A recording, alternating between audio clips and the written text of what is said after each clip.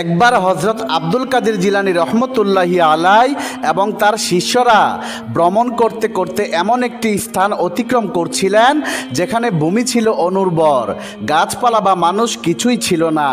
সেই স্থানের মাটি এতটাই রুক্ষ ছিল যে মনে হচ্ছিল এই স্থানের মাটিতে ফসল জন্ম নেওয়া প্রায় অসম্ভব।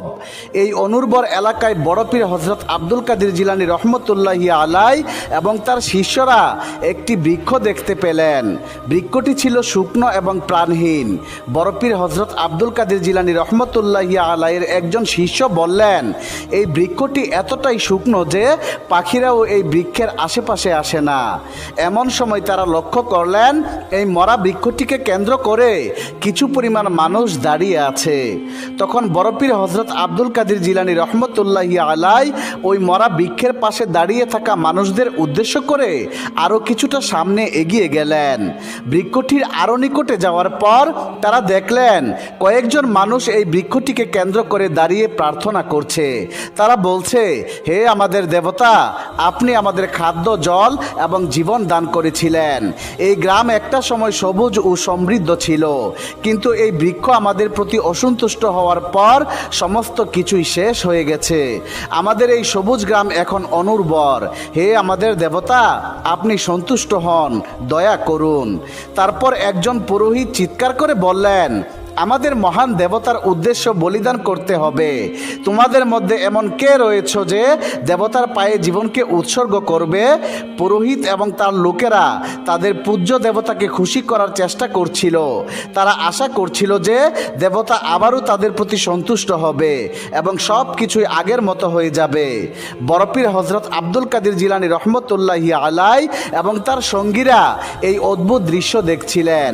তখন বড় পীরের একজন শিষ্য বললেন, এই সমস্ত লোকেরা এই মরা বৃক্ষটিকে এইভাবে সেজদা করছে কেন? আমার মনে হচ্ছে এই লোকেরা মুসলিম নয়। বড় পীর আব্দুল কাদের জিলানী রহমতুল্লাহি আলাই তখন শান্ত কণ্ঠে উত্তর দিলেন, এই লোকেরা হিন্দু ধর্মের অনুসারী। এরপর বড় পীর আব্দুল কাদের জিলানী রহমতুল্লাহি আলাই সেই পুরোহিতের কাছে গেলেন যিনি সবাইকে নেতৃত্ব দিচ্ছিলেন। বড় পীর আব্দুল কাদের জিলানী রহমতুল্লাহি আলাই পুরোহিতকে উদ্দেশ্য করে বললেন, আপনারা কারা এবং এই বৃক্ষটিকে এইভাবে সেজদা করছেন কেন? তখন পুরোহিত বড় পীর আব্দুল কাদের জিলানী রহমতুল্লাহি আলাইকে নিবিড়ভাবে পর্যবেক্ষণ করলেন।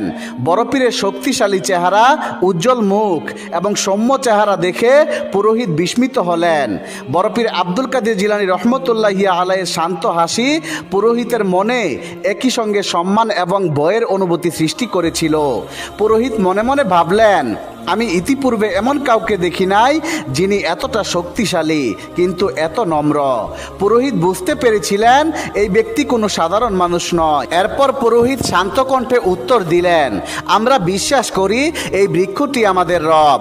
পূর্বে এই বৃক্ষ সবুজ এবং প্রাণবন্ত ছিল এবং এই বৃক্ষের কল্যাণে আমাদের এই গ্রাম উর্বর ছিল। আমরা এখানে ফসল উৎপন্ন করতাম, পশুপালন করতাম, কিন্তু আমাদের কোনো একটি ভুলের কারণে আমাদের দেবতা আমাদের উপর অসন্তুষ্ট হয়েছেন।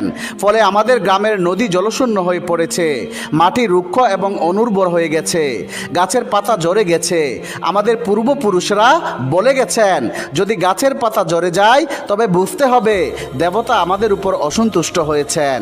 আমরা আমাদের দেবতাকে শান্ত করার জন্য অনেক চেষ্টা করেছি, কিন্তু আমাদের দেবতা এখনও আমাদের উপর অসন্তুষ্ট রয়েছেন।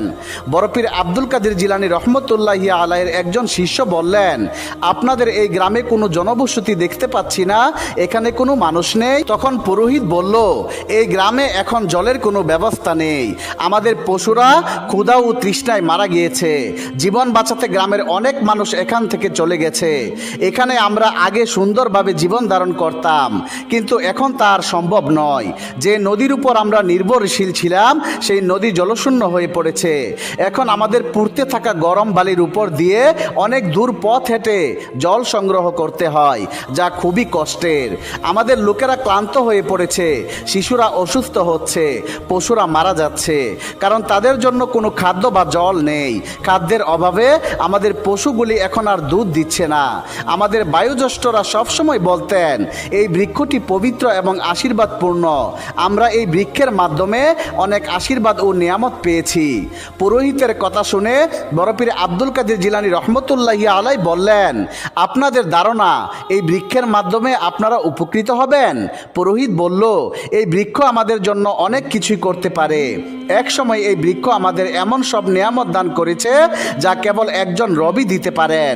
এই কারণে আমরা বিশ্বাস করি এই বৃক্ষ আমাদের জীবনদাতা, আমাদের রিজিক দাতা।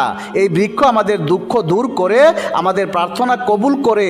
এই কারণে আমরা এই বৃক্ষকে খুশি করার চেষ্টা করছি এবং সাহায্য পাওয়ার আশা করছি। আমরা আশা করছি এই বৃক্ষ আবারও আমাদের প্রতি দয়া করবে। তখন বড়পীর আব্দুল কাদের জিলানী রহমতুল্লাহি আলাই বললেন, এই বৃক্ষটিকে আপনারা সিজদা করছেন, কিন্তু এই বৃক্ষ আপনাদের কোনো নিয়ামত দান করার ক্ষমতা রাখে না।